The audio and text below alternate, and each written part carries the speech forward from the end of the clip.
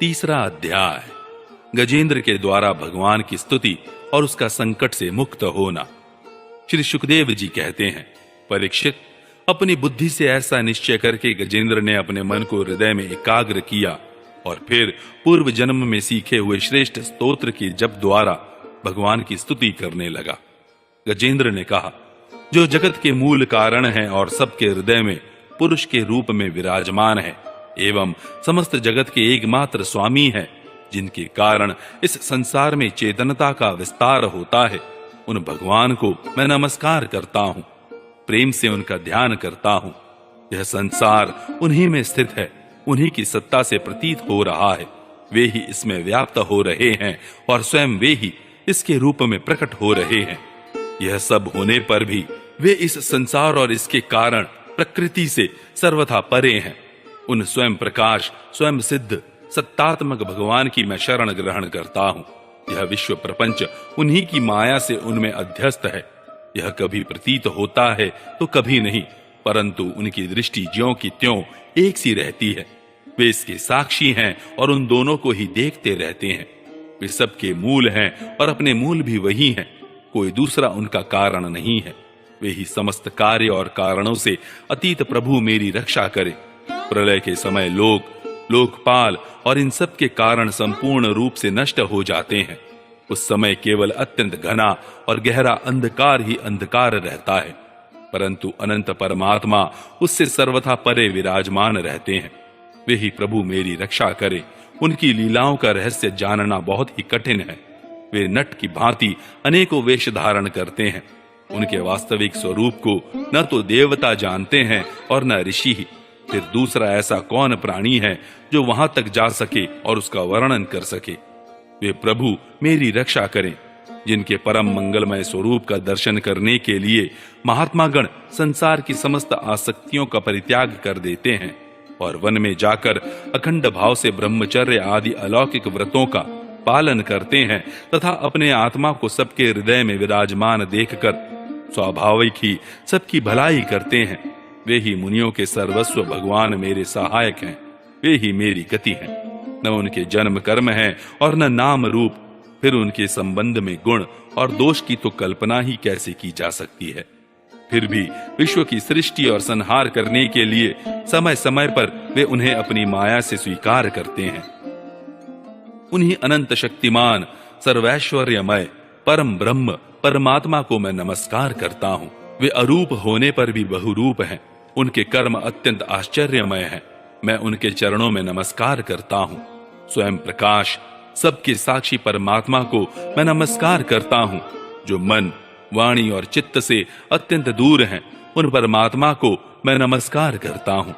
विवेकी पुरुष कर्म संन्यास अथवा कर्म समर्पण के द्वारा अपना अंतःकरण शुद्ध करके जिन्हें प्राप्त करते हैं तथा जो स्वयं तो नित्य मुक्त परमानंद एवं ज्ञान स्वरूप हैं ही, दूसरों को कैवल्य मुक्ति देने की सामर्थ्य भी केवल उन्हीं में है, उन प्रभु को मैं नमस्कार करता हूँ। जो सत्व, रज, तम इन तीन गुणों का धर्म स्वीकार करके क्रमशः शांत, घोर और मूढ़ अवस्था भी धारण करते हैं, उन भेद रहित संभाव से स्थित एवं ज्ञान घन प्रभु को मैं बार बार नमस्कार करता हूँ। आप सबके स्वामी, समस्त क्षेत्रों के एकमात्र ज्ञाता एवं सर्व साक्षी हैं। आपको मैं नमस्कार करता हूँ। आप स्वयं ही अपने कारण हैं।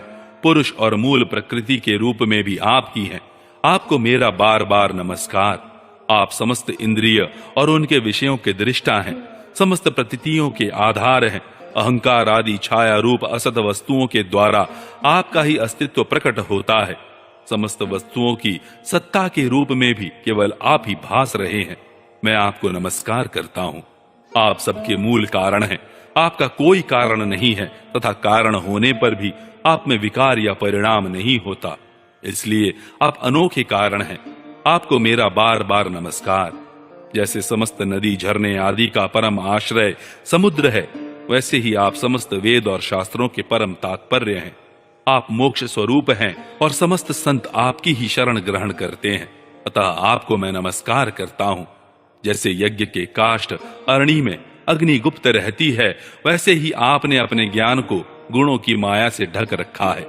गुणों में क्षोभ होने पर उनके द्वारा विविध प्रकार की सृष्टि रचना का आप संकल्प करते हैं। जो लोग कर्म संन्यास अथवा कर्म समर्पण के द्वारा आत्म तत्व की भावना करके वेद शास्त्रों से ऊपर उठ जाते हैं, उनके आत्मा के रूप में आप स्वयं ही प्रकाशित हो जाते हैं।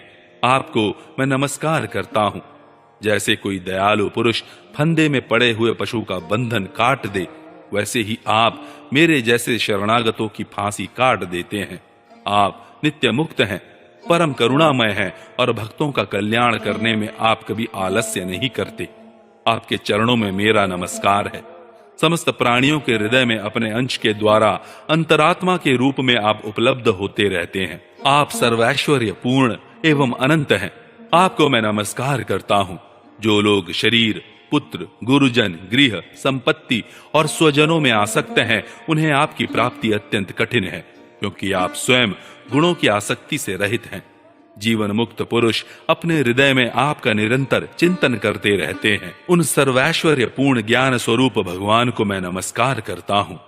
धर्म, अर्थ, काम और मोक्ष की कामना से मनुष्य उन्हीं का भजन करके अपनी अभीष्ट वस्तु प्राप्त कर लेते हैं। इतना ही नहीं, वे उनको सभी प्रकार का सुख देते हैं और अपने ही जैसा अविनाशी पार्षद शरीर भी देते हैं। वे ही परम दयालु प्रभु मेरा उद्धार करें। जिनके अनन्य प्रेमी भक्तजन उन्हीं की शरण में रहते हुए उनसे किसी भी वस्तु की, यहाँ तक कि मोक्ष की भी अभिलाषा नहीं करते, केवल उनकी परम दिव्य मंगलमय लीलाओं का गान करते हुए आनंद के समुद्र में निमग्न रहते हैं। जो अविनाशी, सर्वशक्तिमान, अव्यक्त, इंद्रियातीत और अत्यंत सूक्ष्म है, जो अत्यंत निकट रहने पर भी बहुत दूर जान पड़ते हैं, जो आध्यात्मिक योग अर्थात ज्ञान योग या भक्ति योग के द्वारा प्राप्त होते हैं, उन्हीं आदि पुरुष अनंत एवं परिपूर्ण पर ब्रह्म परमात्मा की मैं स्तुति करता हूँ। जिनकी अत्यंत छोटी कला से अनेकों नाम रूप के भेदभाव से युक्त ब्रह्मा आदि देवता, वेद और चराचर लोकों की सृष्टि हुई है। जैसे धधकती हुई आग से लपटें और प्रकाशमान सूर्य से उनकी किरणें बार बार निकलती और लीन होती रहती है, वैसे ही जिन स्वयं प्रकाश परमात्मा से बुद्धि, मन, इंद्रिय और शरीर जो गुणों के प्रवाह रूप हैं, बार बार प्रकट होते तथा लीन हो जाते हैं, वे भगवान न देवता हैं और न असुर। वे मनुष्य और पशु पक्षी भी नहीं हैं, न वे स्त्री हैं, न पुरुष और न नपुंसक। वे कोई साधारण या असाधारण प्राणी भी नहीं है। न वे गुण हैं और न कर्म, न कार्य हैं और न तो कारण ही। सबका निषेध हो जाने पर जो कुछ बच रहता है वही उनका स्वरूप है तथा वे ही सब कुछ हैं। वे ही परमात्मा मेरे उद्धार के लिए प्रकट हों। मैं जीना नहीं चाहता। यह हाथी की योनि बाहर और भीतर सब ओर से अज्ञान रूप आवरण के द्वारा ढकी हुई है। इसको रखकर करना ही क्या है। मैं तो आत्म प्रकाश को ढकने वाले उस अज्ञान रूप आवरण से छूटना चाहता हूं, जो काल क्रम से अपने आप नहीं छूट सकता, जो केवल भगवत कृपा अथवा तत्व ज्ञान के द्वारा ही नष्ट होता है।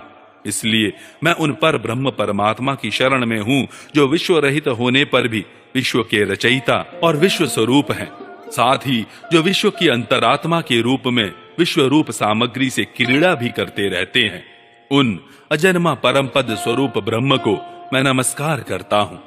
योगी लोग योग के द्वारा कर्म वासना और कर्म फल को भस्म करके अपने योग शुद्ध हृदय में जिन योगेश्वर भगवान का साक्षात्कार करते हैं, उन प्रभु को मैं नमस्कार करता हूँ। प्रभु, आपकी तीन शक्तियों सत्व, रज और तम के रागादि वेग असह्य हैं। समस्त इंद्रियों और मन के विषयों के रूप में भी आप ही प्रतीत हो रहे हैं। इसलिए जिनकी इंद्रियां वश में नहीं है, वे तो आपकी प्राप्ति का मार्ग भी नहीं पा सकते। आपकी शक्ति अनंत है। आप शरणागत वत्सल हैं। आपको मैं बार बार नमस्कार करता हूँ।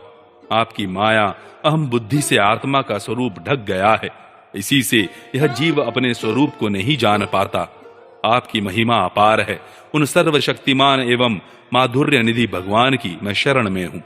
श्री सुखदेव जी कहते हैं, परीक्षित, गजेंद्र ने बिना किसी भेदभाव के निर्विशेष रूप से भगवान की स्तुति की थी। इसलिए भिन्न भिन्न नाम और रूप को अपना स्वरूप मानने वाले ब्रह्मा आदि देवता उसकी रक्षा करने के लिए नहीं आए। उस समय सर्वात्मा होने के कारण सर्वदेव स्वरूप स्वयं भगवान श्री हरि प्रकट हो गए। विश्व के एकमात्र आधार भगवान ने देखा कि गजेंद्र अत्यंत पीड़ित हो रहा है। अतः उसकी स्तुति सुनकर वेदमय गरुड़ पर सवार हो चक्रधारी भगवान बड़ी शीघ्रता से वहां के लिए चल पड़े जहां गजेंद्र अत्यंत संकट में पड़ा हुआ था। उनके साथ स्तुति करते हुए देवता भी आए। सरोवर के भीतर बलवान ग्राह ने गजेंद्र को पकड़ रखा था और वह अत्यंत व्याकुल हो रहा था। जब उसने देखा कि आकाश में गरुड़ पर सवार होकर हाथ में चक्र लिए भगवान श्री हरि आ रहे हैं, तब अपनी सूंड में कमल का एक सुंदर पुष्प लेकर उसने ऊपर को उठाया और बड़े कष्ट से बोला, नारायण जगत गुरु भगवान, आपको नमस्कार है। जब भगवान ने देखा कि गजेंद्र अत्यंत पीड़ित हो रहा है, तब वे एक बारगी गरुड़ को छोड़कर कूद पड़े और कृपा करके गजेंद्र के साथ ही ग्राह को भी बड़ी शीघ्रता से सरोवर से बाहर निकाल लाए। फिर सब देवताओं के सामने ही भगवान श्री हरि ने चक्र से ग्राह का मुंह फाड़ डाला और गजेंद्र को छुड़ा लिया।